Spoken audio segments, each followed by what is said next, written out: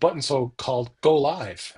Go live. Yeah. It's sitting right in front of me. That was my favorite website design tool back in the day. All right, Was So Inception? bummed Adobe ruined it. we're streaming on Twitch. Woohoo! Wow. Ooh. So what mic are you on, Dave? Does it sound like Because it sounds like gas. it does? Oh, Okay. I told him he sounded good. You see, don't listen to me ever. Oh my I am still God. on my Well, I mean, he sounds good for wonderful ass. and beautiful No. Wioth PR35. This is an amazing microphone. This is the Okay. one I've been using for like 6 months now. Oh, what the I'm going to hell's show you going all on my new stress toy. It's a little mini bookcase here? with little tiny books in it, and then you just can put them in there. They just fell off the shelf. Yeah, they all fell off the Yeah, that's- shelf. I'm having That's a the stress great deal relieving of part. stress because the books fell off the shelf. It also works as an earthquake simulator. Yeah, it really does. Yeah. But You I'm have gonna. I was a librarian. I'm gonna put it in like Dewey Decimal order. So it's gonna be good. Did it just get hot That's in here? dedication. The hot librarian, Marion, the Check. librarian. Ooh. You know, my mother's name was Marion, and she was a librarian. Mm. Was she hot too? I wasn't gonna Oh my ask. God. By your standards, yeah. Okay. My standards are notoriously low. Yeah. All right. Mm. All right. Yeah, What is just wait going till I get some more of this water in me. Then you'll see the real guy come out. It's a good thing we're not streaming. We are streaming. We are streaming. Yeah, we went live. I was, just talking about my little book thing. So there you go. Okay. All right. Why Not is too it- loud. Am I doing okay here? Yeah. I sound think good. you sound awesome. Yeah, I my know, mic I know. sucks right Yeah. now. What is going on? Why can't I get this to go? Dave, on the other hand, I know. sounds Everyone like sounds gas. good to me. Yeah. Guy almost seemed just a little Yeah, hot. your inputs. Well, Like the librarian. oh, you're talking about his mic. Yeah. Sorry. Yes. Thank you. Yes.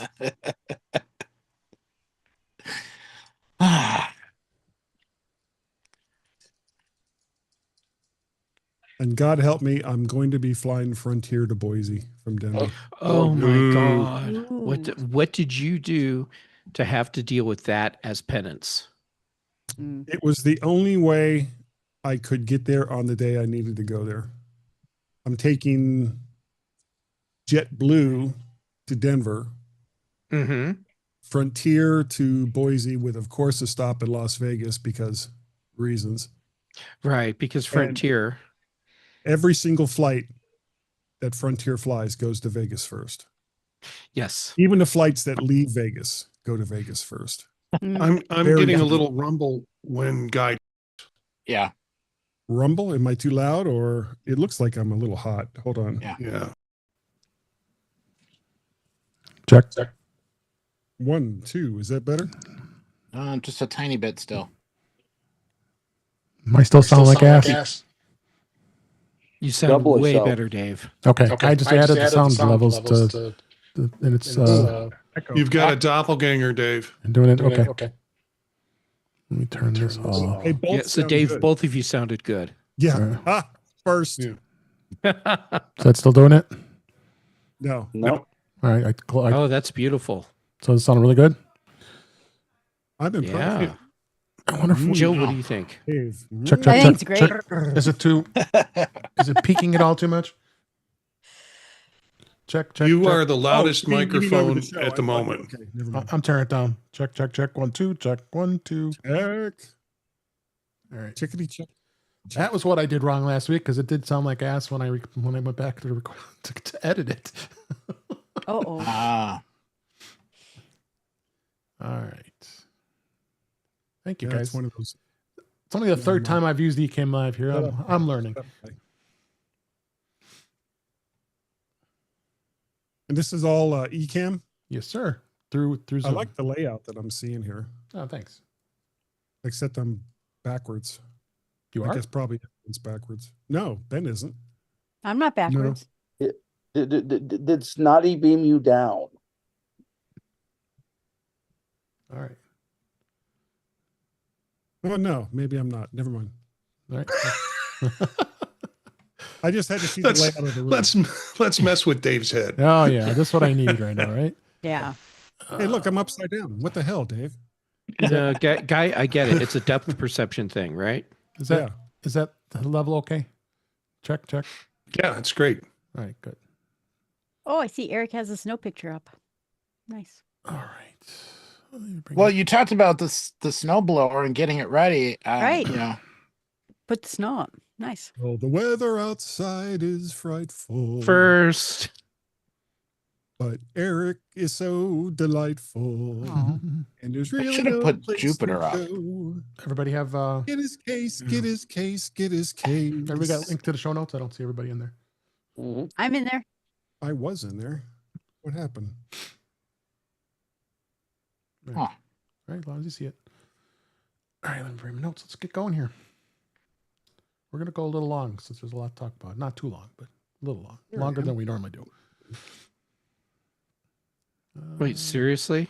Yeah, Screw it. I'm out. all right. Ready to go?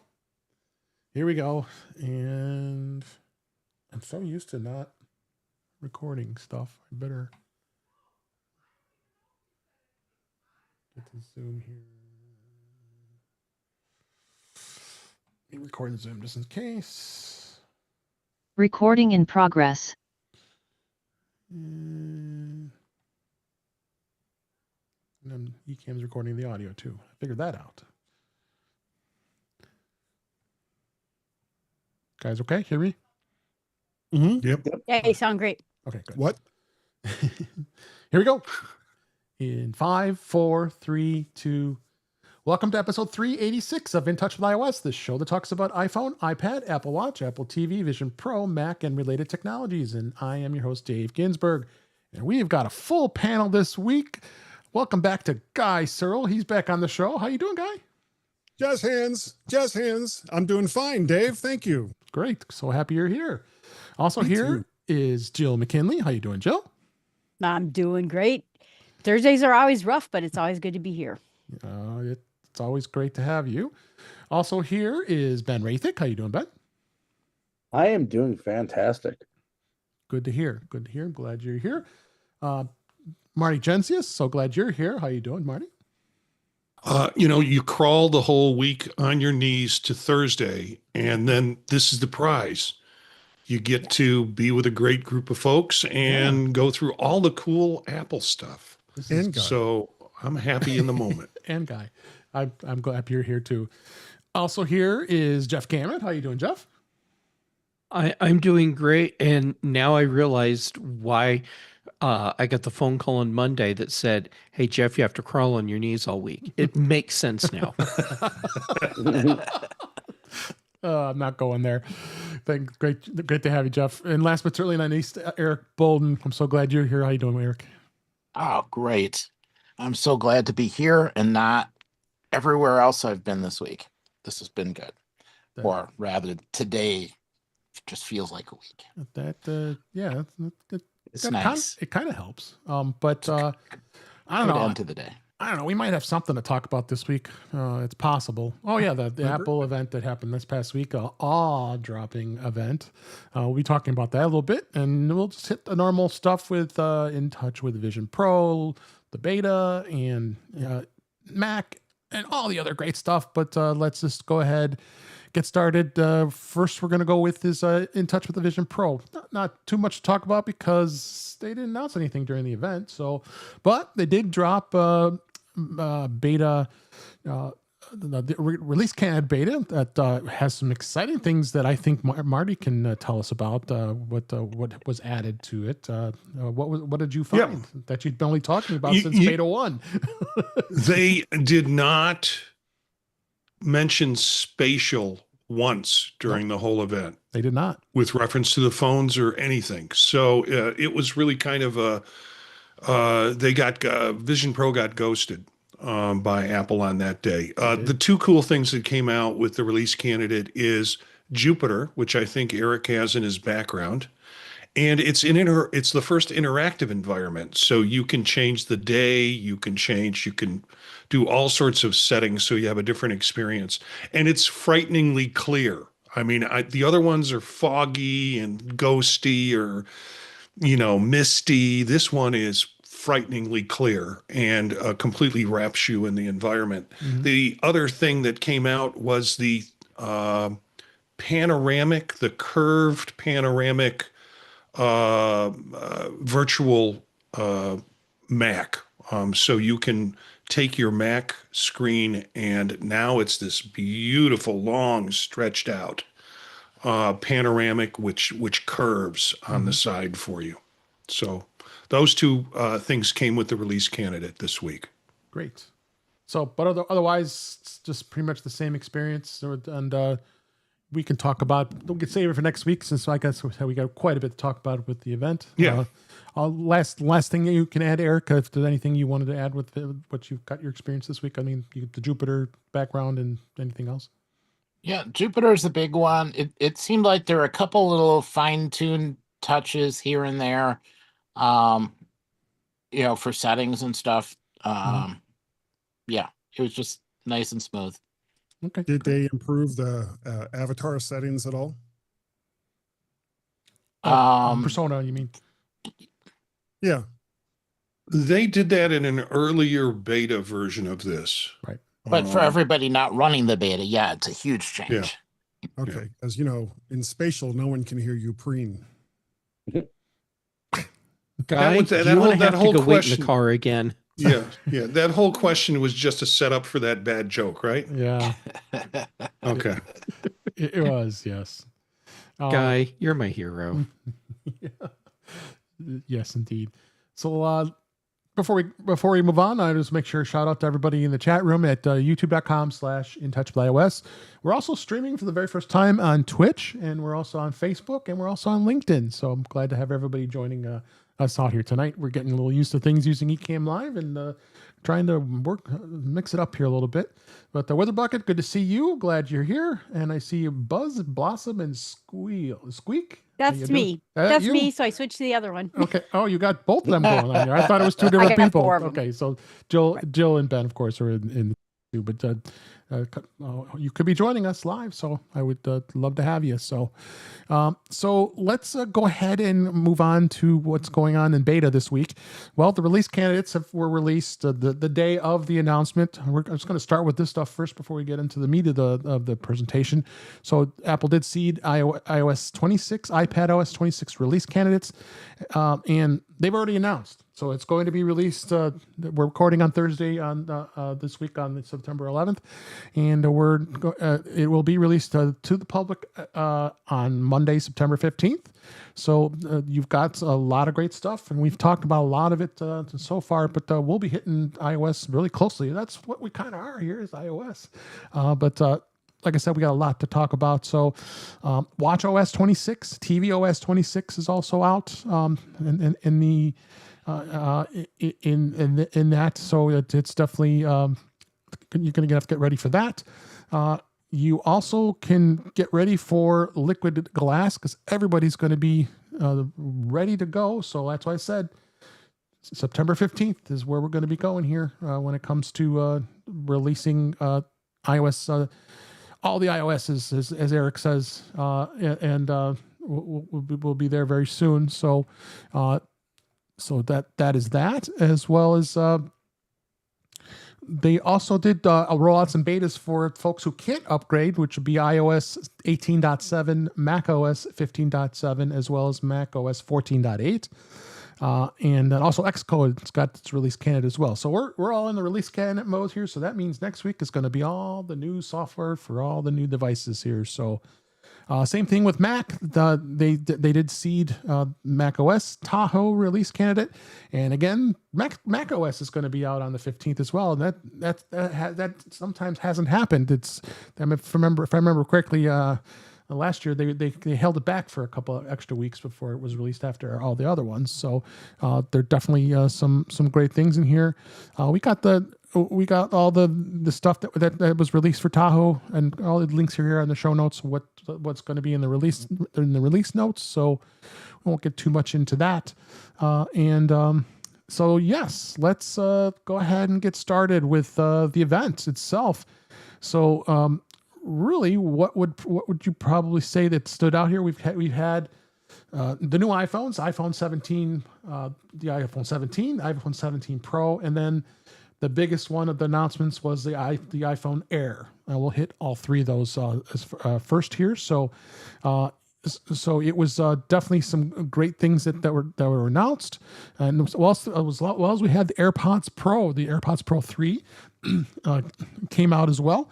So let's start with the iPhone. So the iPhone came out with, like I said, those three models, the events of all these here. So let's start off with iPhone 17. So iPhone 17, they released the 17 Pro, the 17 Pro Max. Because let's go to the best one here. So they did provide a lot of great things, including the A19 Pro processor. You definitely have some amazing things that were added, and there were some great things here. So let's get into a little bit of the meat of what was released here. So again, you got the A19 Pro processor, 48 megapixel Pro Fusion cameras. You got the 3 lenses on the Pro. You can have a new ceramic shield at the two front. There's 3 really great colors, including the orange, the blue, and I think it's more like a silver off-white. Not a white, but more of like a silver there, and many other things. So why not go to the panel here and let's get questions here. So, I'm going to start with Ben. Ben, you got to watch it a little late. I know you weren't able to watch it live, but what were your first impressions of the iPhone 17 Pro? The 17 Pro. Well, can I swing paying off the rest of the contract for my 15 Pro Max? That's what I think. Okay. They looked at kind of where the previous 2 iPhones had shortcomings, and they fixed those. They basically, there's 4 great, absolutely fantastic cameras on the thing. It's going to be hopefully lighter and stronger than the 15 and 16 Pros. They finally put a vapor chamber on there to to tame the heat, which is from a legitimate desktop class processor. Screen looks fantastic. It's now basically pushing 7 inches. The only thing I could want from it that it doesn't have is USB 4. Yeah, no, they didn't put that in there, and in fact, I think the USB 2 is in for some of the lower end models, right? Yep. Yeah, the Air. So Jeff, what was your impressions of the iPhone, the Pro series?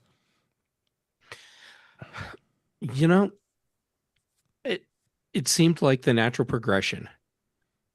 We're at the point where we're not looking at big radical changes in smartphone products from year to year.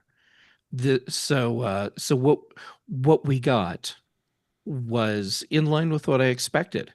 If I sound nonplussed about the announcements, don't take it that way. I think this is a really good phone, and it makes sense to call this one the Pro, excuse me, in context of what the other phones are. I do think Apple plays fast and loose with the term Pro, but this is definitely their high-end phone, and it does have some features like the ProRes RAW thing that do cater to a professional audience, assuming you're doing video capture. If you have an iPhone 15 Pro or 16 Pro, maybe you don't need to upgrade this year unless you just want the new phone, or you like orange or whatever it is that gets you all excited. But to be fair, every year I look at the new phones, and because we're not in that big radical change between year to year with devices, every year I look at these and think, Yeah, if you want to upgrade, great. And if not, that's perfectly fine. Yep. Guy, what was your impression? Sorry, are you looking to possibly upgrade? No, I've got a 16. Oh, so you're good. Yeah. Yeah, I watched the event, and the part that really surprised me was how, and I think Ben alluded to this. He was talking about the cooling, the thermo layer cooling, and that there's actually water that is trapped inside of there to kind of push the heat around. And Yeah, so they voided your warranty before you even buy the phone. Thanks, Apple. a time saver. It's like, oh, here's your new phone. Oh, it's red. Sorry, you're done. Yeah. It's got better cameras, and it's probably a little bit faster than the 16 Pro models that came before it. Mm-hmm.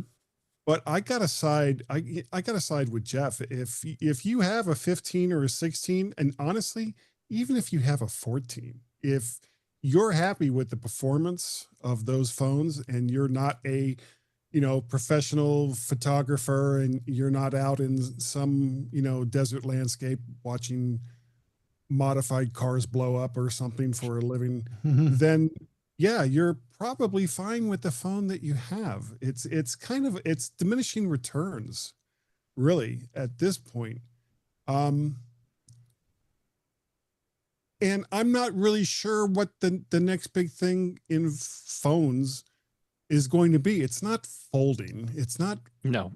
You may as well call it, oh, we've got 3D on our phone. Oh, great. Okay, terrific. Glad you have 3D. Folding, even if it's done well, and I'm imagining that Apple will eventually do it and do it well, it's just not something that to me says I need to buy this phone. Sure. So we'll see how, sales are going to be through the roof, because they always are. Yeah. So we'll see what happens, and see what the audience is for the new phone. But color me kind of meh. Okay.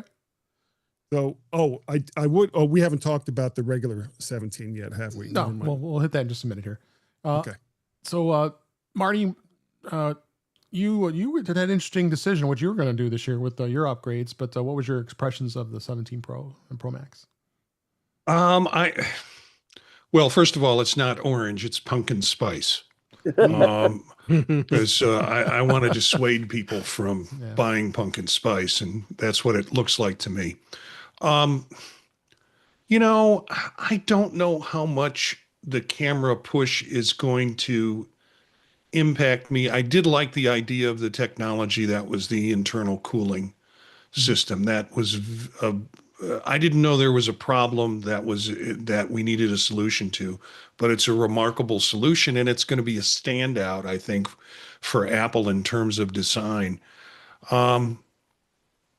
And I don't know, beyond the two Pro models, I don't know if I can say much more. The Pro models and the iPhone Air, which I guess we'll talk about in a bit, both have 12 gigabytes of RAM in it, whereas the standard model, just the iPhone 17 still has 8. Right.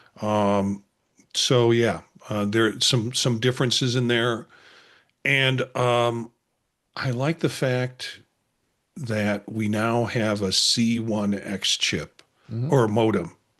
I think this is the beginning of Apple kind of kissing goodbye to those contracts. Yeah, it's I believe it's in the 17, but not the 17 Pro at the moment. 17 Air. Oh, it's a 17 Air. It's in the air. It's only in the air. Only in the air, right? Yeah. So at the moment, right? Eric, Jill, Eric, why don't you just give me your I think I already know what you're going to go with. So this is probably a good chat about the Pro. So what are you going to take? What are you looking at with the Pro? For me, it's just the color. I like the orange. It's pumpkin that's valid. spice, Eric. It's valid. You mean the blue, Eric? The blue. No, I've got blue now, and I was always disappointed it wasn't as blue as I wanted it to be. The orange, I like the orange, and really that's almost enough. I've got a 16 now, so I don't really need to upgrade, but for orange, maybe.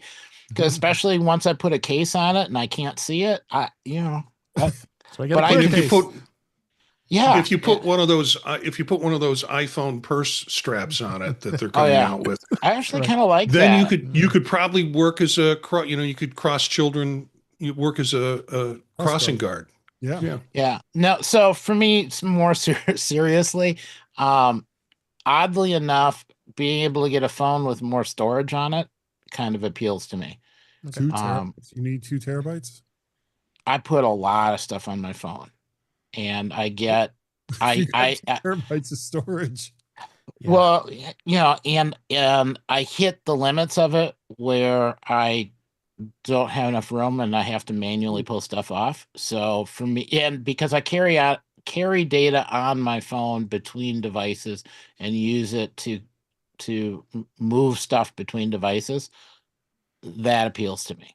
Or Yeah. doing like a long run of pictures and video and stuff, where I can't get to a network to get stuff off the phone. Right. So it just buys me a little extra time. No, I mean, you're definitely the audience for the 2 terabyte, but it's also going to cost you $2,000. So, Yeah, I'm not as excited about that part. yeah, I didn't think you would be. I think I know I was just watching our friend Doc Rock, and he was talking about he's getting the orange one as well, but he's going to go right out to the 2 terabyte too. So because he obviously does a lot of. Oh, that makes sense for Doc. Yeah, it does. Yeah. It does. So that's Or you where could I think just those get are the best folks. of both worlds and get a orange phone with a blue case and pick the color that you like. So it's definitely something that for some folks, but yeah, that's quite the dollars you got to put down to get that too. So we'll finish up with you, Jill. Where's are you looking to upgrade this year? Yes. So I usually upgrade every 3 years, and I have a 14 Pro Max.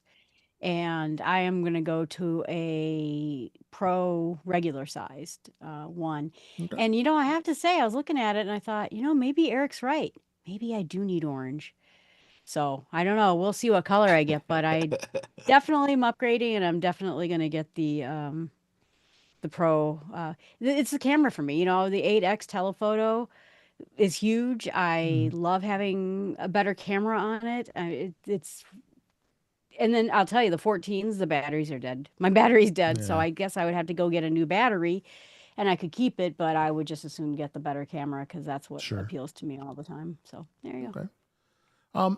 So let's just go over real quickly. So the screen size on the Max is going to be 6.9. The screen size on the Pro is going to be 6.5 or 6.3. Excuse me. 3. Yep. Sorry. And then the Air, which we'll talk about here in a bit. But just the comparisons with the 17 and the 17 Pro. You're going to you basically have all the same screens. The Super Retina display. ProMotion is going to be on all 3 phones. And ProMotion, that's the first time Apple's done that with the base model, the 17. They went with an aluminum unibody on the 17 Pro as well as a aluminum frame on the 17. So that's a little different. But you do have the ceramic shield 2 front on all 3. As well as the ceramic shield back on the Pro and the Air. The 17 will not have that. So the 17 will only have the A19 processor, while the other 2 will have the A19 Pro. Battery life is going to be insane, especially on the Pro Max. You can get up to 39 hours of video playback, it says. I'm not going to go through all the specs here. But other big things that they added was the 18 megapixel center stage front camera. For all 3, you got all the stuff with tap to zoom, center stage for photos, ultra stabilized video, dual capture. So you've really got some pretty amazing stuff here. The 48 megapixel Pro Fusion camera system, 3 lenses on the Pro. So the camera systems are going to be pretty amazing regardless of which ones you get, as well as all the other stuff. It only supports USB 2 on USB-C on 2 of them on this Air and the 17, whereas it supports USB 3 on the Pro, which makes sense because the pros for photographers are going to be downloading a lot of stuff here. So, and MagSafe charging across the board is going to be that way. So, and we talked about storage. The Pro will go up to 2 terabytes. The Air will go up to 1 terabyte, and the 17 you only can get up to 512. 512 is my sweet spot. I've been pretty happy with that. So, so that's pretty much it as far as the 17 goes. Did you want to add a comment about the 17, Marty? Well, yeah. First of all, I did get or I have pre-ordered an Pro Max, and I wasn't thinking about it, but then you guys were so convincing on Chuck's show that I went ahead and laid down the money. I'm not getting the Oompa Loompa color. I am getting the dark blue or the. So you're not the a Spice darker, Girl. No, I'm not a Spice whatever. It's the deep. It's a deep blue. Yeah. And I decided I was going to get half of a foldable phone, the iPhone Air. Since I have 2 phones, I think that's I would get the one half of the foldable phone and maybe get the second half of the foldable phone next year. I disagree with Guy and with Jeff. I think Apple's going to do a foldable, and it might be next year. And I think it's going to be a different kind of form factor. I have my ideas about that we're not going to get a bendy little screen in the middle, but it's going to be a different kind of option when you open it up. But I think the Air is a prototype for one half of a foldable. Yeah, and there's been a lot of discussion about that. In fact, I was just watching a video with Jaws and I forgot his name, but it was from Apple folks, and they were actually saying Jaws just threw the phone at the guy and said, "Here, try to bend it." So because they're making such a big deal about the bend gate as we had many years ago. Then that was the Air. It's titanium. Yeah, it is. That's the other thing with the Air. It's not aluminum. It's titanium. Yeah. So it'll crack in half, not bend in half. Yeah. But really gotta go at it. I see people who have their phones in their back pockets, and it drives me nuts. Oh, it's like all all the you time. have to do forget it's there and plop down in a chair. I feel for them. But I don't understand Bendgate altogether, silly or stuff. how you get phones bended. Yes. So yeah, I'm looking forward to this. I have 2 phones, 2 lines. They serve 2 different purposes in my life. I'm going to be trading in a 16 Pro Max and getting some good money for it, so it's not that big of a dent. And then tried to trade in a 16E, and you can't. Yep. It's not part of the upgrade. Too early. It's too soon. It's not even almost just about a year. It just came out. What? And there's no replacement for it. Right. I guess. And the thing is, I went and I looked at offline sellers for it, and they're going to give me like $250 for it. And I'm like, for $250, I'll just keep it. Yeah. And when somebody I know breaks a phone, here you go, have my 16E. Yep. So let's just for the sake of time here, let's go ahead and move on about the iPhone Air. It is a pretty amazing looking phone. It's only 5.6 millimeters thick. It's the thinnest iPhone ever. Frame is, like we said, is made up of titanium with a polished mirror finish. It does have the ceramic shield 2 and 3x better scratch resistance and 4x better crack resistance on both sides of the device for the first time. Apple says that is the most durable iPhone ever, and a new plateau spans the entire rear width of the device and that contains the rear camera, front camera, speaker, and Apple Silicon. It's a 6.5-inch Super Retina and with the Pro Motion, which is great, and it's a pretty amazing. It's a pretty amazing phone. It looks like. It has the A19 Pro chip with a 6-core CPU, 5-core GPU. It does have, like we talked about, is the C1X customized modem that's twice as fast as the C1 and the 16E. The new custom designed N1 chip integrates the Wi-Fi 7, Bluetooth, and Thread connectivity. It's eSIM only. So the high performance of the A19 Pro N1 and S21X chips makes it a very, very power efficient iPhone.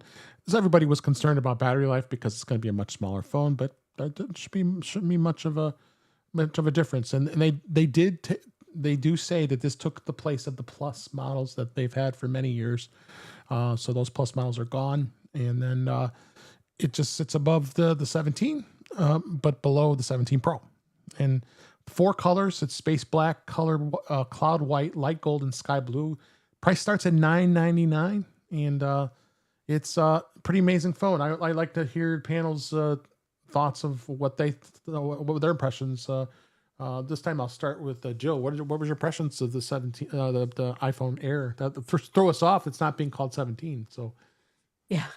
I thought it was really cool. I mean, I need the camera, which is probably why I'll never get a foldable camera or foldable phone either. But I thought this had a place, and the only thing that surprised me about it is how big. And I suppose you have to put the battery somewhere. But I thought, wouldn't this have been the case to have a smaller phone that was so thin that you know, like I said, it's hard when you have purses and pockets to get them in. But I thought it was really cool, so I was a big fan. yeah, Guy, what was your impressions of the Air? I think the code name for it was Camel because of the huge hump. That's Everybody with the hump, yes. I don't understand why Apple made such a big ass deal about this phone being as thin as it is, when about a third of it is so much wider because of and let's face it, you need room for the camera to have all the electronics in it that it does. But at the same time, this is, to me, this is like when they were talking about the 27-inch iMac, how thin it was. You can cut cheese with this. It's like, it's a desktop computer. Why does it need to be thin? It's a phone. They're about as thin as they can possibly be. You've made it a little bit thinner, but then ruined the effect by having the big hump right there. And I agree with Jill. I think that this would have been better with, or at least have available, a smaller screen. Something in the 5.7 to 5.9 inch range. Because my wife has an SE2, and the battery life in it has just become abysmal. So I'm looking at something to replace it with, and I'm going back and forth between the 17 and a 16E. And I'm kind of thinking I'm going to go with the 16E. I was going to say that's a perfect phone for most people who don't care. Yeah. And just want a simple iPhone. And I'll just stay with my 16 Pro. Yeah. Jeff, what was your impressions of the Air? First, this is not the phone for me. I didn't think so. That does not, however, mean this is a bad phone. I think it's going to sell very well because it hits the right buttons to be appealing to a wide swath of Apple's demographic. The hump, got to talk about the hump. All about the hump. I get why it's there, because basically the entire computer, because at this point, Apple doesn't make phones anymore. Okay. Time to get over that. They make pocket computers that have a cellular phone function in them. And that's exactly what this is. It's this super thin computer in your pocket.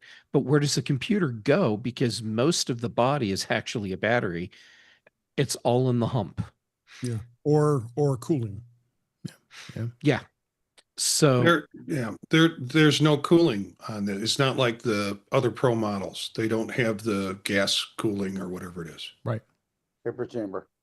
It's a vapor chamber. Vapor chamber. Yeah. Yeah. And this gets back to an argument I've made many, many times, in that, these are computers, but there's no way for us to easily hook it up to something that's going to put us on a big screen with a regular size keyboard and all the rest of that.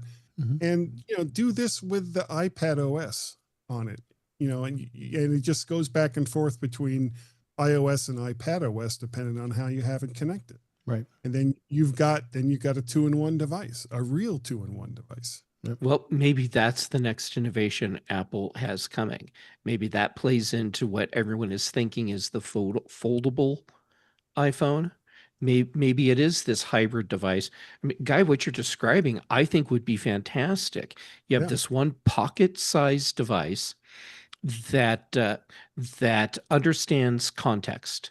So when you're using it as a handheld device, it operates as a handheld device.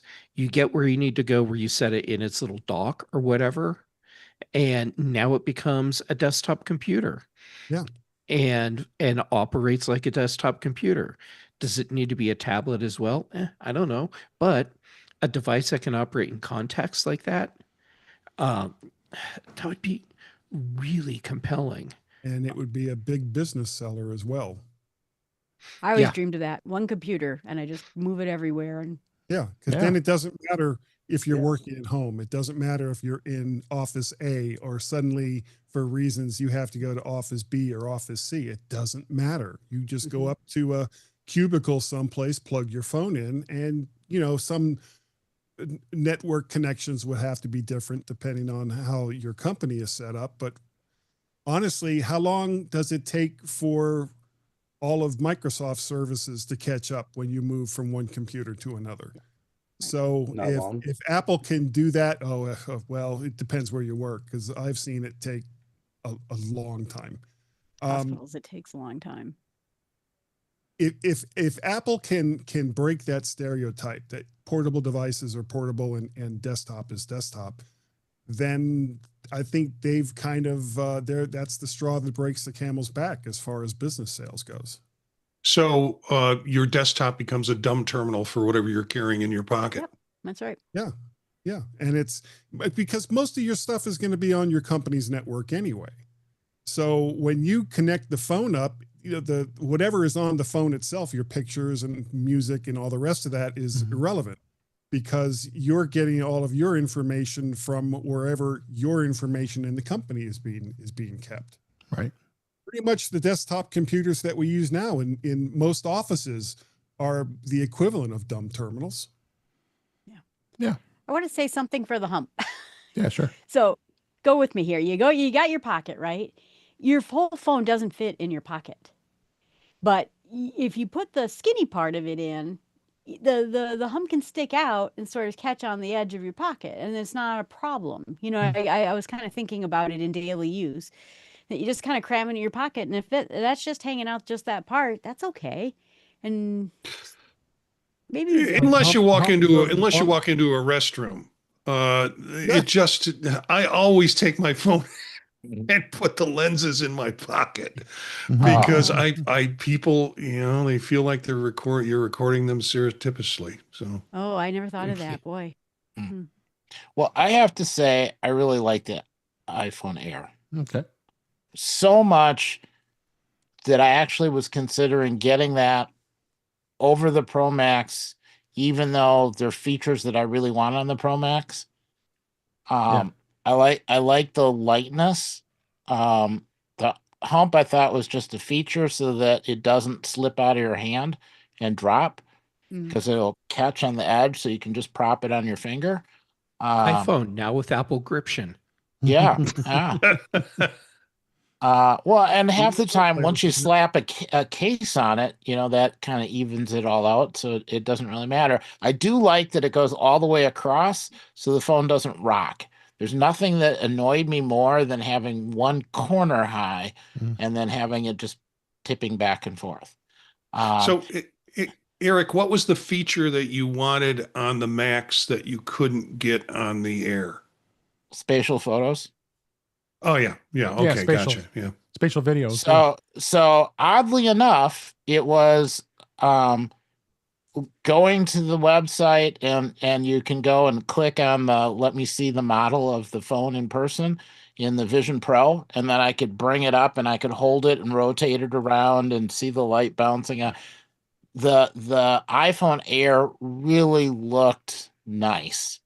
So I'm waiting until they exist in person and people have gone and looked at them to see how they feel about the iPhone Air after they've seen them in person and after they've had a chance to hold it. And I'm thinking that there are a whole pile of designers and marketing people and whatnot that will go for the iPhone Air just because of how it looks. Mm-hmm. So we'll see. Anybody else have a thing to add about the iPhone Air? I'm looking forward to actually going to the Apple Store and see it. I want to just touch it and feel it and look at it. I'm not going to buy it. I mean, I'll love to. I'm looking forward to hearing what you're going to think of the Marty when you get yours. But I'm just such a Pro Max user. I have been since the 6 Plus. I mean, it's going back a ways. So I've had every large size iPhone since that time. So why am I changing now? I've always liked the big phone and never really has anything different for me. That I really enjoy having those really amazing cameras, and it's probably a little more of an overkill what I do, but I don't care. I think I want to have that ability to be able. And now with Vision Pro and me, having a Vision Pro, I want to make sure I have the capabilities, and make me get out there more and take some great photos and who knows? I mean, I got to sell off my DSLRs. They've been sitting dusting in my closet for the last 3 years. So I think for me, I think that's going to be my best choice. But and I'm on the upgrade program every year, as I've talked many times on the show, that it works really well for me. And it's basically like renting the phone, but we want the new technologies every year. And I'm always talking about iPhone here every week, so I got to stay current. So, but I did get a Pixel 10 XL, and I'm going to start doing some comparisons, because the Pixel 10 XL does have a pretty amazing camera in itself, plus 100x zoom, which is insane. So I would really want to see optical though. It's optical. It's also not. It's not like 100x zoom. It's not really, but it has some pretty amazing zoom that I think it's gonna. I'm curious to see. I want to actually get outside and go taking distant shots to see what the comparisons are. I started taking a little bit of poker photos between the two, the 16 Pro Max and the 10 and the Pixel, but once I get the 17 better camera, I want to see firsthand. We'll definitely report back, and you're not going to persuade me to make that my primary device. I'll tell you that, but I had a deal I couldn't refuse. That's why I got it, and so because and that's a whole other story. So, anything else on iPhone before we're going to move on here?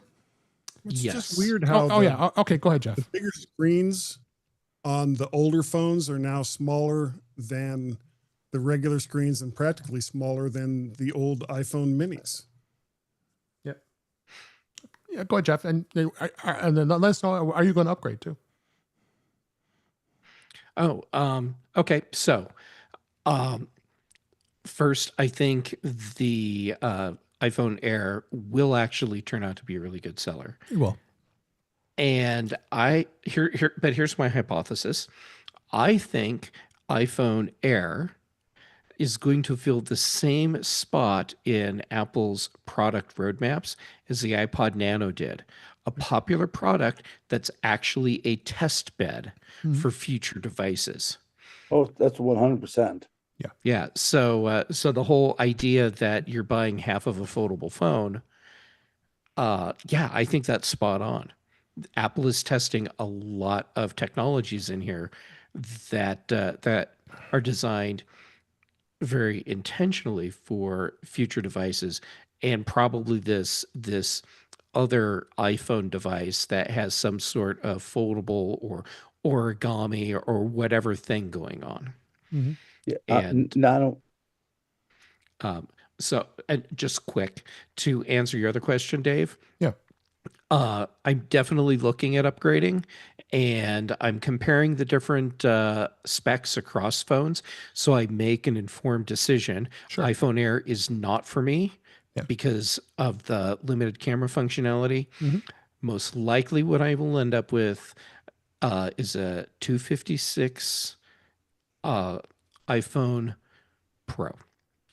Okay. Because the storage space will actually meet my needs. Sure. Because I supplement everything with cloud. Right. All right, Ben, you want to throw in one of your last words, and we're going to move on. Yep. Getting on Jeff's point, not only will be about kind of getting technology out in the field for future phones, it'll also be about getting manufacturing processes for those phones. Mm-hmm. Okay. All right. So let's I'm mixing it up. So I'm not going in the order of the event. So I just wanted I thought it'd be a little fun to do something a little different here. So let's talk about the AirPods. AirPods Pro 3 were announced this week during the event. And notably, it really, if you really look at them closely, there really isn't much difference between the Pro 3 and the Pro 2. But I did a little bit of a comparison. I have a link in the show notes with the comparisons, which I absolutely love Apple giving that comparing models of all their products. So the pricing stayed the same, $249, but they all have the same chips, H2. The Pro 3 got 4 times more active noise cancellation than the original AirPods Pro, and that's going back the original AirPods Pro 1 as well as the Pro 2. There's only 2 times more, so there's really not a huge difference between two. Both have the all three, including the AirPods 4, because the 4 is the active noise cancellation too, with adaptive audio and transparent mode. All have conversation awareness. All have personal spatial audio with dynamic head tracking. The one thing that the iPods Pro 3 added was heart rate measurements, which I think is quite a game changer for a lot of you folks who don't have Apple Watches, which we'll talk about in a bit here. The 2 and the 3 both have the hearing test, hearing aid, and hearing protection. And the one thing that the new software in iOS 26 is going to be this live translation.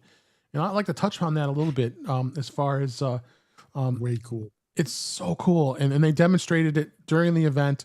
Let's hit on that topic because I thought that was just a hot thing. It was amazing that that lady went into a store. The person did not speak English. Don't remember what language it was, but it's not relevant. But and she's talking to the person, and the person's speaking in their native language. And as the AirPods Pro are hearing it, it's translating it for her in real time, not having to hold up your phone and get a translate app and be able to do that. So I'm going to start with you, Eric. What did you think of this feature? I think this is pretty amazing in itself. But the thing is, it's available on all the AirPods, so you really don't have to upgrade. We'll talk about that decision in a minute. But what do you think? I liked it a lot. Yeah. I think it's going to be really useful. I like that they kind of showed that, you could use the AirPods Pro for that. You could add in a phone and the AirPods Pro. Mm-hmm. You could get, multiple devices involved so that you could show text on one device and sound on another, and it just worked. And the smoothness of it. So I'm really kind of looking forward to trying it out. I got to find a place to go where I can try it out. Yeah. But Yeah. I'm really looking forward to that. Yeah, I think so. I think it's going to be pretty amazing. Jeff, what do you think on this? This is pretty amazing, I think. It's pretty cool.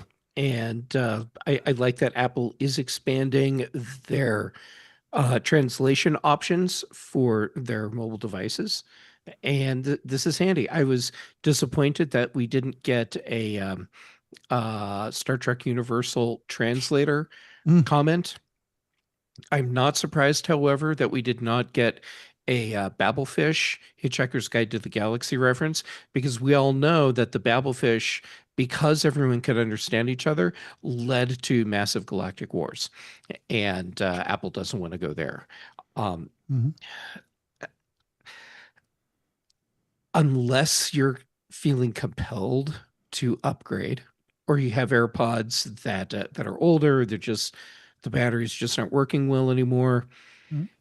Considering the fact that these core features are carrying over or carrying back to previous devices, there's not a big reason to upgrade. I would say if you're using a model of AirPods and you're looking for a reason why you should upgrade your older model, if you're doing something where active noise cancellation is important, this is going to give you an improvement there. You also do get a little bit better battery life. If you want the health features, okay, now there's a real compelling reason to do the update, because you have the sensors in for the heart rate monitoring features. That to me is a really interesting thing. I'm looking at the new AirPods Pro 3 Mhm. as and I'm probably not updating them because Sure. what I have, because I don't think I'll actually really take advantage of the features. But this could, for some people, be an alternative to having an Apple Watch. You get AirPods Pro 3, you Mhm. already have your iPhone, and the fitness tracking that you're looking to do Right. between the AirPods and your iPhone, you've pretty much got all of that happening. Right. Ben, what do you think on these AirPods Pro 3? I think there is one major and very welcome change, and that is IP57 sweat resistance. Mhm. Technically, if you had too good of a workout and well, you could ruin your AirPods. This this is definitely a step towards making it a fitness device.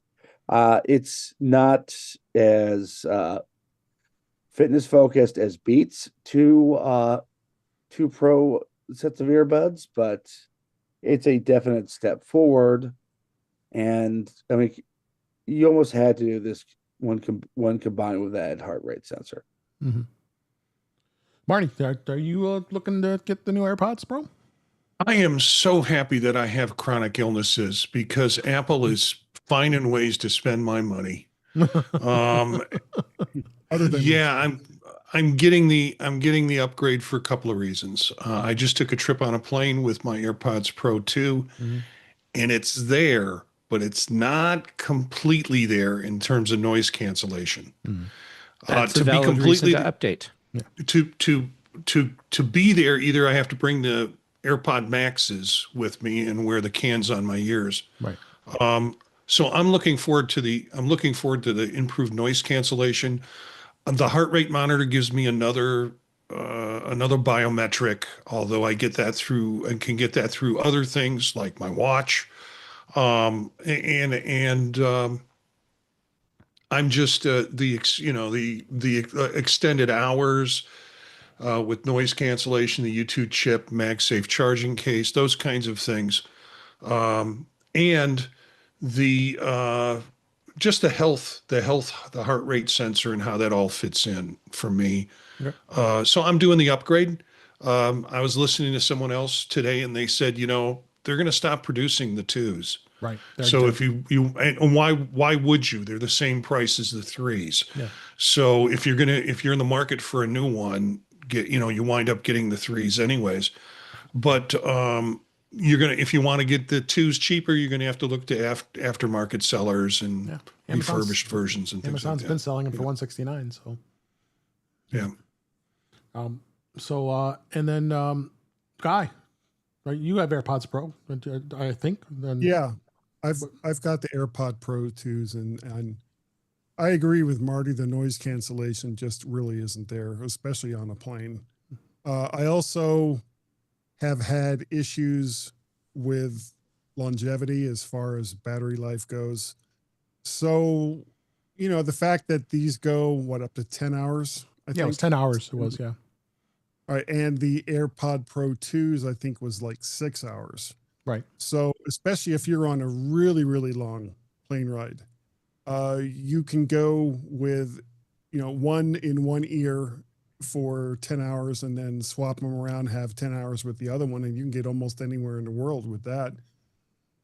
But, seeing how the only place I seem to go these days is Boise and Denver, I don't need ones that actually last that long.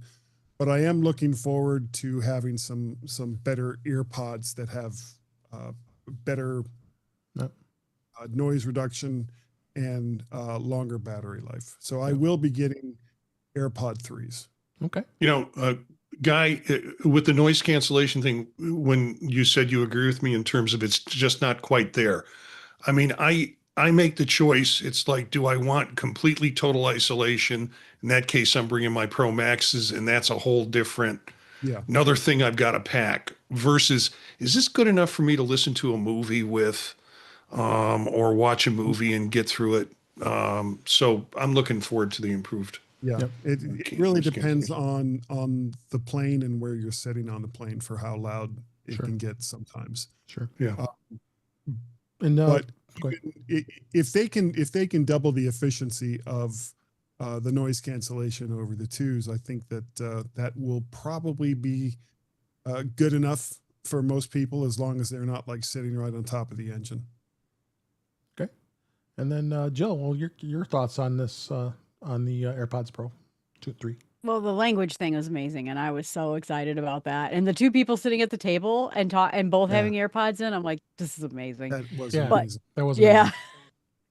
but I don't have that need very often, and so Yeah. it would have been nice. I spent 2 summers abroad, and my brain melted as I was translating constantly. And I thought, boy, that would have been nice back in the day. But Yeah. I don't travel for work anymore, and I don't travel overseas that often, and in places with other languages that often. Old Jill, who did, would have bought the 3s, but I don't do that anymore. So I'm going to stick with the 2s for now. Okay. But I think it was great. I think they're great upgrades to the AirPods. Yeah. Agree. I did pre-order them. Surprise. So they should be here next Friday on the 19th, and that's what all the products are. I'll talk about that in a minute. But a couple things that I really didn't talk about in the it was a very casual mention, was the fact that the foam infused ear tips are now a thing for the AirPods Pro 3, which is going to be a huge difference of comparisons with the active noise cancellations, because it's really going to insulate it even more. But the biggest thing was the biggest problem, and my wife had that problem with the always, and a lot of people with small ears always had that challenge that it was always falling out of their ears and they just couldn't stand them, and then that's what ended up happening. I bought her 2 pairs, and that's just like it just didn't do it. But they've now added 5 sizes of the buds, so you can plug them in, and one of them is a XS small, so an extra small is on there, and that's gonna help those things, as well as that thin layer of the foam, which I think is a pretty awesome thing to see. So you also can buy the extra ones too for $14.99. It looks like that they now are gonna sell those tips as well, which is I think the first time it's been. I think they hadn't really been advertising that they do that, but that was always a big concern with the AirPods Pro. And when they came out with the AirPods Pro with the tips, so I was glad to see that when it came to that. So any comments about that? Yeah, Yeah, not Dave, only I'm do with you on that. Yeah. The foam tips. Okay, so the tips we've had before, or up to now, Yeah, they were selling the old ones. Yeah. yeah, they were bad enough that I started buying Comply's foam tips for the AirPods Right. and putting those on so I could keep the damn things in my ears. Yeah. Me too. I did And too. I am very curious to see how the new tips Yeah. actually perform, and if they do hold the AirPods in your ears better. And I think noise canceling on AirPods Pro with the more silicone style tips, that's a big problem with the active noise canceling, because it lets too much through.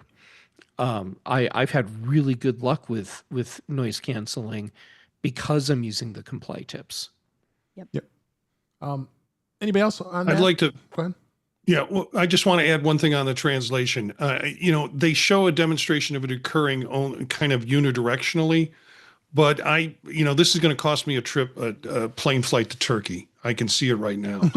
But if you've been to any international markets, I can see the guys in the markets having an iPhone and having their own set of ear tips, and being able to do that immediately in terms of the translation back and forth, instead of showing you the phone, or you having to show the phone. I think those guys are rather entrepreneurial, and they'll pick up on this as a way to talk to foreign tourists.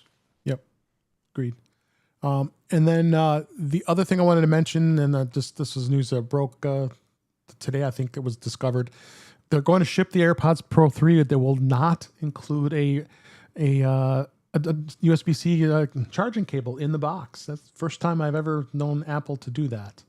I mean, it doesn't affect many of us. I'm sure many of us have a boatload of cables sitting in a drawer somewhere, which I, of course, do because I'm obsessed with having cords. So I'm not worried about it. But there's gonna be probably might not be too happy of folks that they're not getting a charging cord because they lost theirs, or they aren't like us that do that. So Go to 7-Eleven. They have no.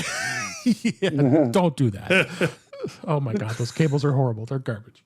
But that's the AirPods Pro 3. And then wanted to talk a bit about the Apple Watch. The Apple Watch, there was 3 big announcements on the Apple Watch. And it was the Watch Series 11 that was announced. The Ultra 3 was announced, and then there was an SE 3 that was announced as well. So some pretty exciting things that were announced for the Apple Watch. Let's start off with the Watch Series 11. Big additions was the new chip. It's an S10 chip, much faster. It's got on-device S-Lady. They're now spouting off this new sleep score that's available with this, and sleep apnea notifications goes into the health app. Does have the live translation that we just talked about with the AirPods Pro, is also on the watch. It does have temperature sensing. It's going to sense temperature variances, and you can actually use you have a workout buddy with your watch and use it with your AirPods.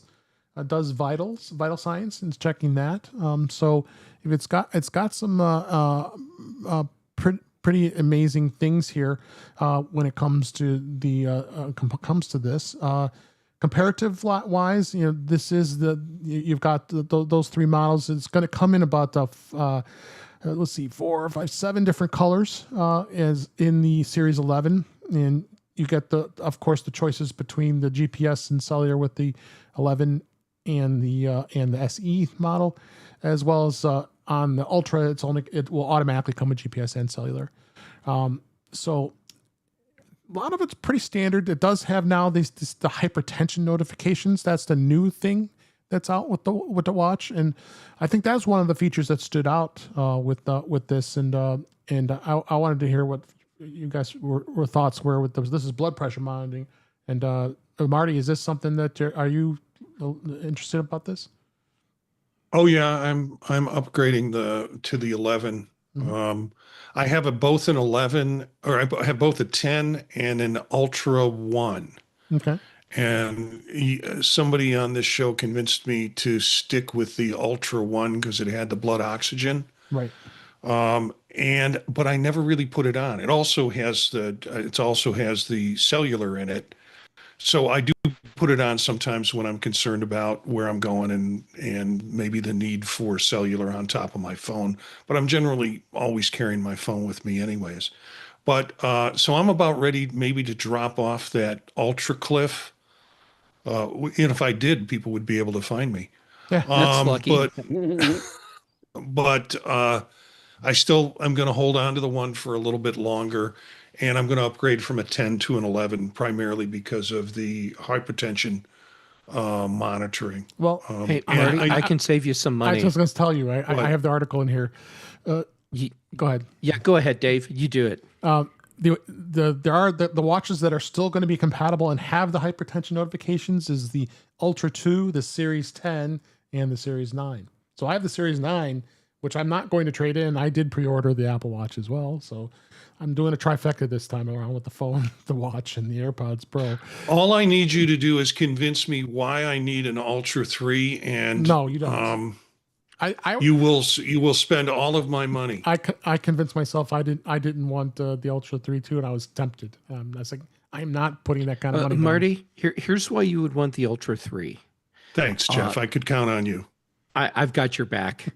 You need the extended battery life, and you want the peace of mind of knowing that no matter where you are, or no matter where you are likely to go, you will always have some form of emergency communication available to you. Yeah, true.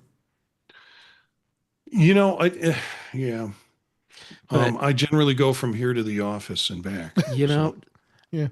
Stick with your 10 and call it good. Yeah, I don't think you should upgrade. And you know, the sleep apnea thing, I have a sleep apnea monitor. It's my wife who kicks me in the back in bed. Yeah. You know, I have an APAP machine. Yeah, I'm APAP too. So, Yeah. Yep. I have a CPAP too, actually. Yep. So I only got the CPAP one. Is it better? Well, does yours have the chamfered edges?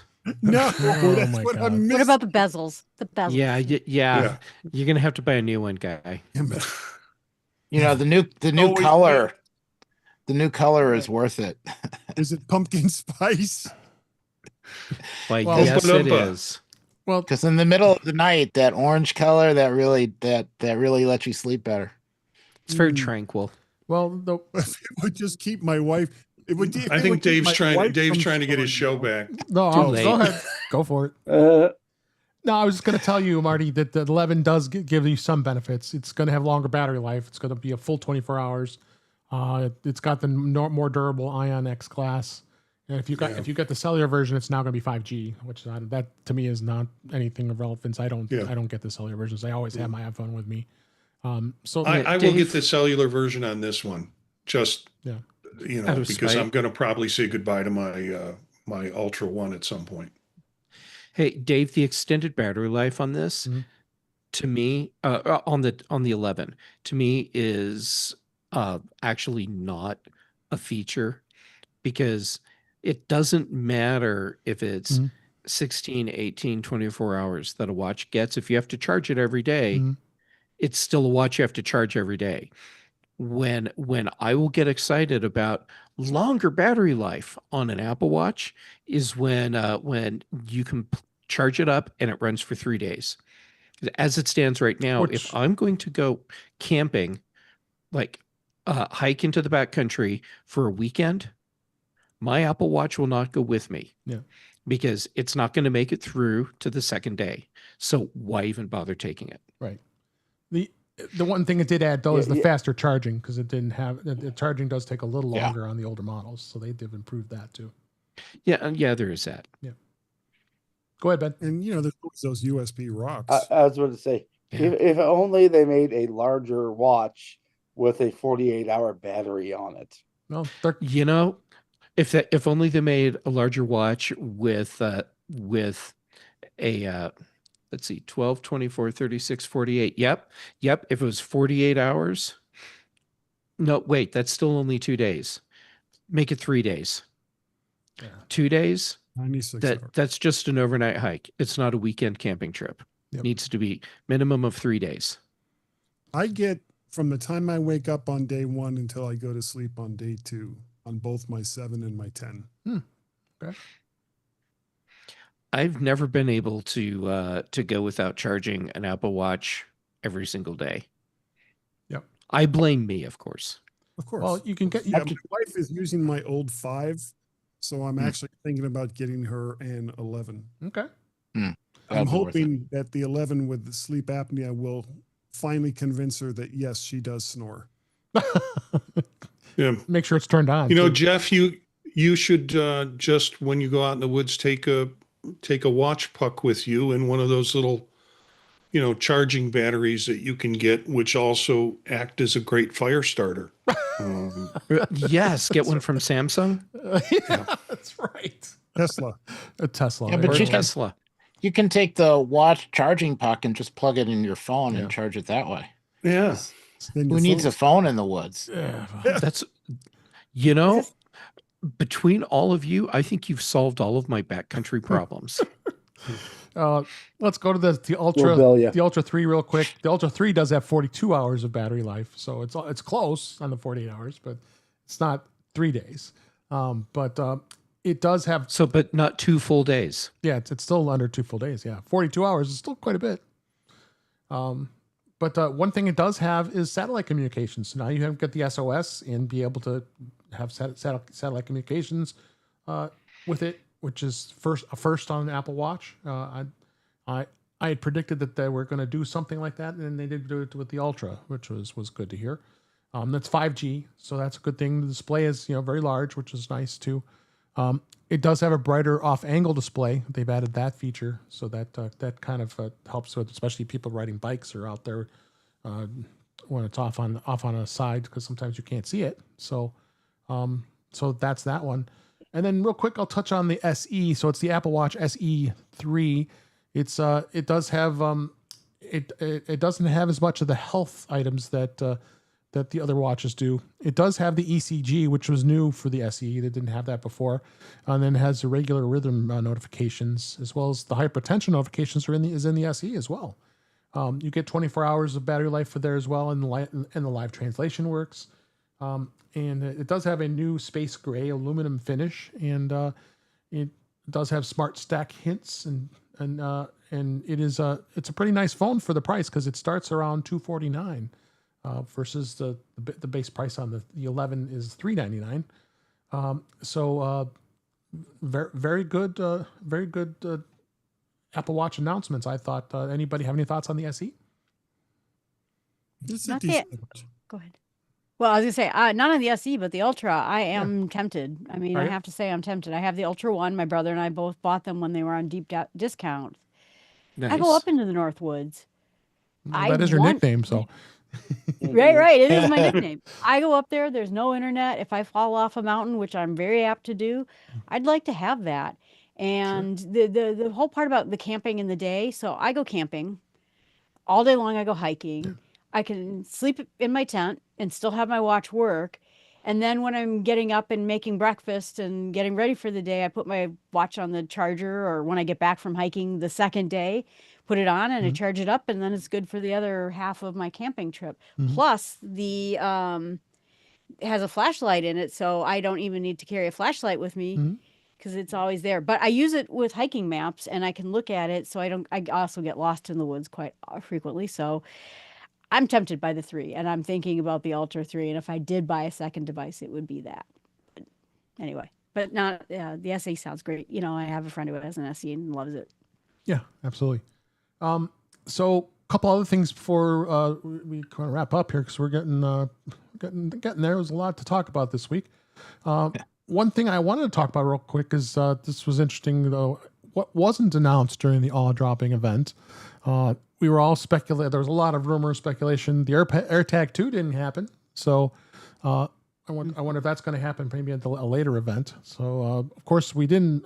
I knew there wasn't going to be an iPad Pro, the M5, and then of course Eric and Marty and I are disappointed that they didn't talk about anything when it comes to the Vision Pro 2, and then the Apple TV 4K didn't happen yet. I'm hoping that's long overdue for upgrades. And then the HomePod Mini 2. I know Jeff, you were hoping that was going to have something that was going to happen, but with that, I was hoping, but not expecting. Yeah, no, I didn't expect that even. Next month. There'll be another event next month, I'm guessing. I think what they're going to do is the same thing they did last year, where they do a week of press releases. Yeah, I think it's going to be press releases, and then do that as an event. Yep. Either that or Tim Cook will actually come out as a vampire again. That's right. The other thing I wanted to mention is some of the accessories that were announced. I'm still not going to be. I'm not going to be buying any Apple cases. I've had bad luck with them for sure. So they do have. Go ahead. They're expensive and they're not as good as other people's cases. Very poor quality. They always were. Yeah. So they have the Apple Silicon case. It's been out since 2013. But it's still $49 and it always wears out. But I think Marty was mentioned, or somebody was mentioned earlier about the crossbody strap that they're now going to be selling for. I think, what is that going to be?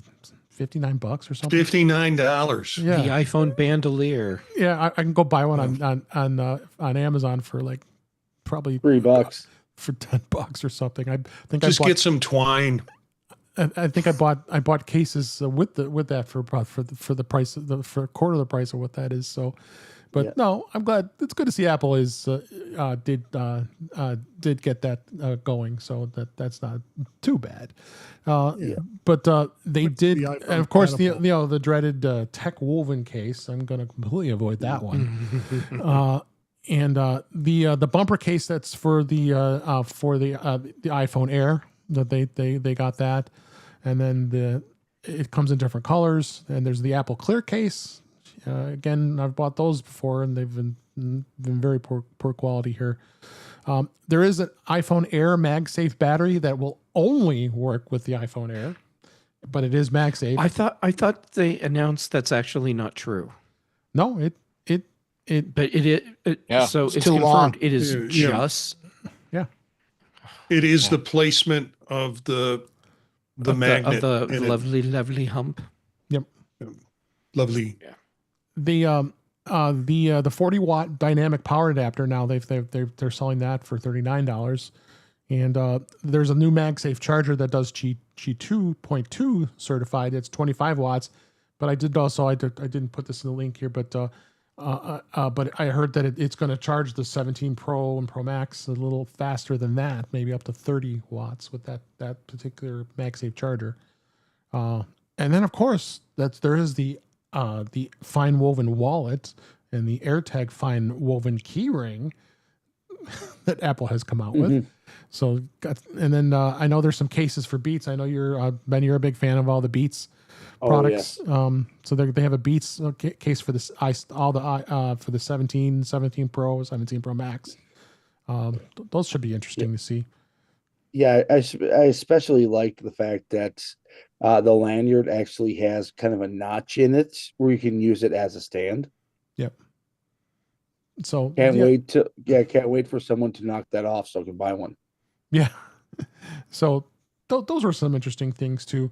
But one thing I wanted to do before we wrap up, and Jeff, you sent me this really nice, really good insights about the event itself, and I wanted you to kind of share your insights about the event and why people have been talking about the fact that they were in line. They were what we all expected. But share your thoughts with this, and then we'll wrap up here on this. Okay, I'll condense it down. Okay, so there've been lots of comments about how this was another boring event. It was disappointing. Apple didn't innovate, and all we got were these minor iterations on products that already exist. And the problem that I'm seeing is that people seem to think that Apple does some revolutionary product thing every year, and that is not the case. So if we look at, for example, when the Mac came out, when was the next revolutionary thing that they rolled out? That would be the iPod. iPhone. Well, iPod first, 17 years later. But iPhone, that's the one that's the anomaly in here because it's like 6 years after the iPod. But then what do we get next as the big revolutionary thing? Apple Vision Pro. That's 17 years after the iPhone came out. And you can't expect a company to come up with category revolutionizing products every single year. And I think, well, first, Apple has set us up to think that's what they're doing every year, but also it's not realistic to expect any company to do that. We're also at a point in the product life cycles for all smartphones, not just iPhone, where all we can really expect are iterative changes from year to year. When you look at tangible changes on any smartphone year after year, there are two things that you can point to, and that's cameras and battery life. And everything else becomes much more esoteric. Well, it has this new processor and these other GPUs, and here's the USB-C port speed, and here's the version of Wi-Fi or Bluetooth. Those aren't the things that stand out for average people. It's cameras and batteries. That's what people are going to notice. And that's where we are in the product cycle. So that's not going to change for a while still. People are just going to be disappointed. And to build on that, and then I'm going to stop. We're at the point where if Apple came out and said, we are giving everyone a new iPhone in the entire world for free, top of the line iPhone Pro Max, totally loaded. Plus, we're going to buy you lunch for a year and everyone gets a unicorn. Someone would still complain and say, well, it isn't exactly the iPhone that I wanted. And it had a U2 album on it. Yeah. Yeah. Yes. Oh yeah. So thanks, Jeff, I for agree go ahead. completely, Jeff. Yes. I got the guy seal of approval. All right. So thanks for sharing that. But just to wrap things up, let me make sure everybody is aware. So the pre-orders were on Tuesday for the AirPods Pro 3 and the Apple Watch, all Apple Watch models. The iPhone is if you didn't already know, is that the pre-orders are tomorrow as we're recording on Friday, September 12th, starting at 8 a.m. Eastern time, 7 p.m. Central time would be my time. So I've got it all slated up in the queue with the financing in place. All I gotta do is click a couple buttons and it'll get ordered. But you got to get up and do the fun things. No more of this standing in line at an Apple store anymore. You just have to keep refreshing your page, and they tell you not to. And make sure you get the pre-order in, because if you don't get the pre-order, it always gets pushed back at least 1 or 2 weeks after. After, so and then I want to get it on the 19th, as that's when everything will be shipped for all the new products on September 19th. So that'll be a week from Friday, as we record tomorrow. So the pricing, it was in a good place. They kept the pricing consistent. The iPhone was starting around $799 for the 17, around $999 for the 17 Pro. And you could max it out with a 2 terabyte storage on an iPhone Pro 17 Pro Max is going to be set you back $2,000. So you got to really need that storage. The iPhone Air is going to start at $999. So you have that. The AirPods Pro 3 stayed at $249. So that was pretty cool that Apple did that. And then Apple Watch pricing is going to be $399 starting price for the Watch Series 11. The SE starting at $249, and then of course the Ultra. Excuse me, I have tongue tied there. The Ultra 3 will be at $799. So you got the pricing stayed pretty consistent. I thought it was a great event. Anybody have any last comments before we go ahead and wrap up for this week? All right. Send me money so I can buy stuff, people. Yeah, me too. Send it on in. Same. Me too. So that was a great show. Lots to go over. I got plenty other great stuff we're going to talk about next week and weeks after, because there's always going to be new stuff that we didn't get to this week. Can't talk about it all, but we're going to talk about it next week. But until then, let's go ahead and wrap that as a wrap for this week. Please send your comments, questions, suggestions at our email address, which is feedback@intouchwithios.com. You can follow us on Blue Sky and Mastodon. It's at intouchwithios. I want to thank Ecamm Live for allowing us to use our, not allowing us, because I have been meaning to try this for quite a long time. This is our 3rd episode doing it now. And it is a pretty awesome production tool. We'll continue on to use that and get better at it and make the show even more fun. So go ahead and support the show by buying me a coffee at intouchwithios.com/coffee. We would really appreciate it. You can become a patron of the show by going to patreon.com/intouchwithios. We have 2 tiers available to support the show. We would really appreciate it. Make sure you like, share, and subscribe. And when you're notified when we are live streaming, it's Thursday nights at 8 p.m. Eastern Time, 5 p.m. Pacific on our YouTube channel, which is youtube.com/intouchwithios. Thank you, Witherbucket, and many others that were in the chat and YouTube. We just started streaming on Twitch tonight. Hoping to expand upon that. And there's folks in LinkedIn. Everybody that was on LinkedIn, thanks for being there, as well as on Facebook. So you can be able to watch live streams on all those platforms.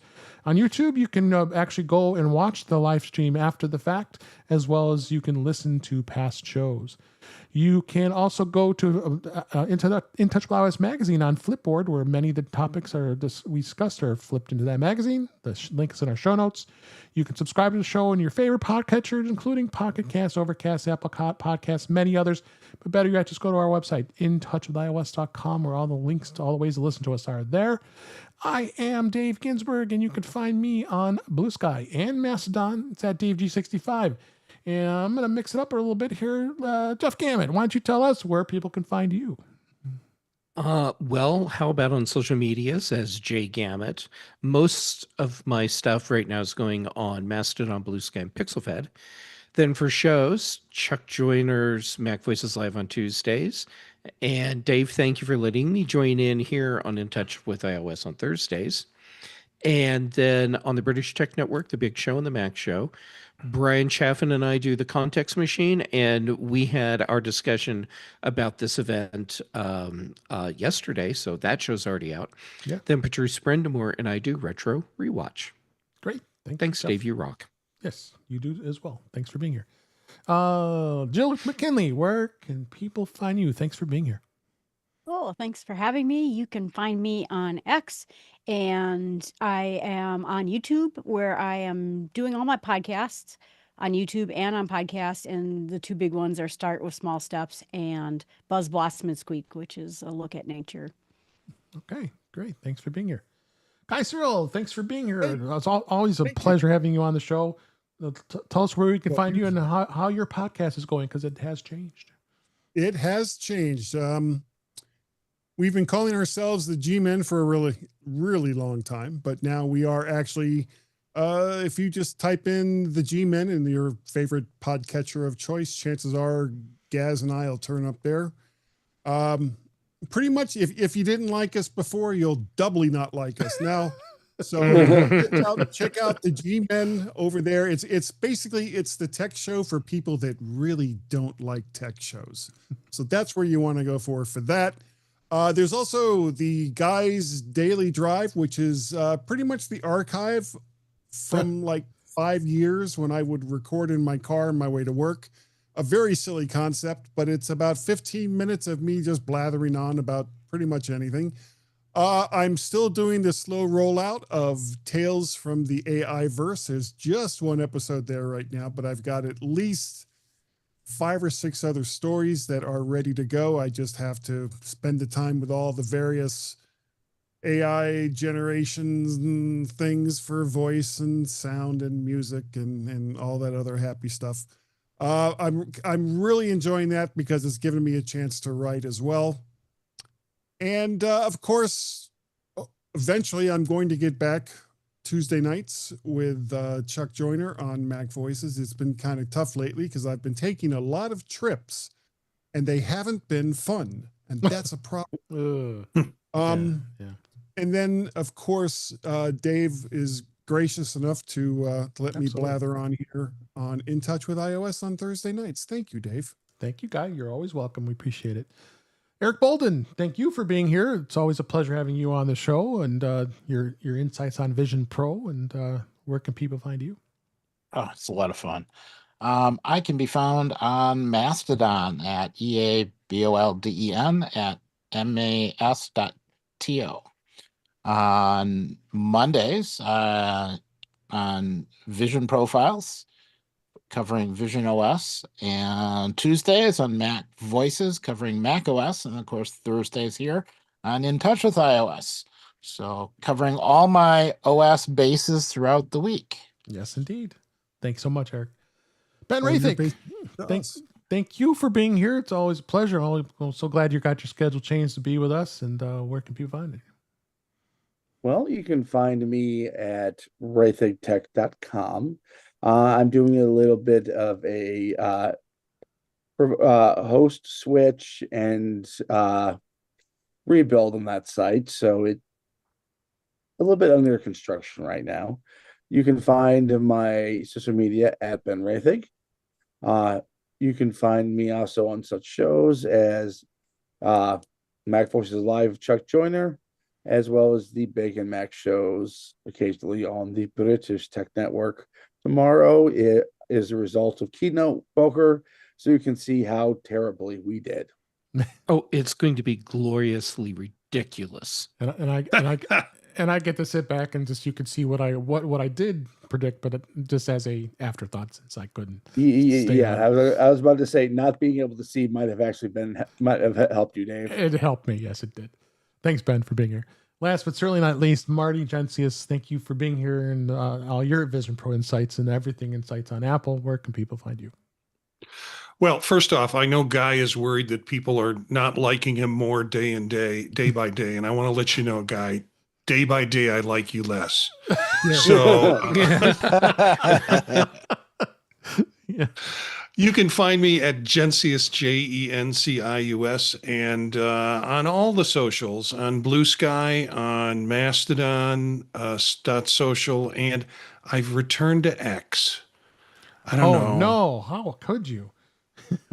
Well, Ritter. the thing is, there is a lot of Vision Pro stuff that's going on X that I don't see if I'm not on X. Good idea. So yeah, and you can find us Vision Profiles Monday night, 9 p.m. Eastern Standard Time. We live stream with Eric and Dave and Daniel occasionally, and then Tuesdays with Chuck on Mac Voices. Thursdays here with Dave and the gang. This is always a great time, and I'm anxious to find out how the keynote poker turned out yesterday because I hit a few of them right on the nose. And so tomorrow morning on the British Tech Network and the Mac Show. Yes. That's all I got. Find all my stuff at thepodtalk.net. Excellent. Thanks again, Marty. Thank you for listening. Thank you for watching. I hope you enjoyed the show. We really enjoy doing it. And until then, we will see you and talk to you next week. Thanks again, and we'll talk again soon. Great job, guys. Yay. That was a good show. Doc joined us in the chat. No, Oh, he did? Oh. Hey, Doc. Hey, Doc. Is he on YouTube? Yeah. Yeah. YouTube He chat. was. I don't know if he still is. Yeah, there he is. was. Oh, yep, there he is. So many smart people and Jeff. This checks out. Let's check out. Okay. Thanks, Doc. Thanks for joining. Hey, it worked. He knows I'm using TChem Lab, so I must have did something right. Yep, I thought you'd want to show him. No, I got some work to do, but we're getting there. That's so much more powerful. It is. I got a lot more to learn, but I want to be able to go between you guys, and there's all kinds of stuff I want to. Yeah, I got to try it again. And the best part is I'm grandfathered in, so I'm paying next to nothing, so I'm happy. I've been using StreamYard for a while. I remember we were on there. I used to be on there with you. Mm-hmm. Is that the one with the duck? Oh God, Yeah. I went. Hey Dave, how many different streaming services did I try? You tried. I was doing What was the Back one to with the Oliver? Forgot that what it was called. Oh, that was Oh, damn it! What did he The call one that Oliver Breidebeck does? Yeah, I forgot Yeah. the name of it. He can Google it quick. It's the concept is so good. The problem was when it came out, the bandwidth wasn't there Right.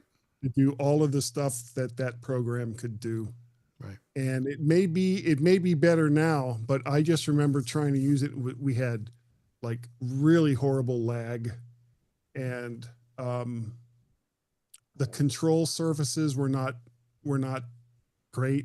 So I would be spending a lot of time going, it's Command RL Oh no. return. That's not. Ecamm's got its things too. I got to remember where everything is and make sure I'm setting everything right. Mhm. Mimo Live. Mimo Live, that's it. Yes. Yeah. Oh, Yes. yeah. Yeah. Mimo. Forgot about So I that. think Dave Still Hamilton around, switched and from that. And he went it's to it's StreamYard. such a good looking program, and the things that you can do with it is amazing. Yeah. If you have the bandwidth and preferably a producer to hit all the buttons for you. Oh. Hey, Yeah, I'm Ecamm too, I'm doing all my stuff with Ecamm 4 or 5 shows now, yeah, and then putting in new templates, but trying to get used to syncing it with right. the Stream Deck and switching yeah. from. And then what happens is if you're doing a show with multiple people, one guy lets you know an hour before, I'm not going to make it, and then you have to reset. Or I have to. There's probably an easier way to do this. I have to reset all of my scenes to reflect that. So, All right, everybody, we're going to say goodnight to the live streams. Goodbye, everybody. Okay. Good night, live stream. All right, bye, live stream.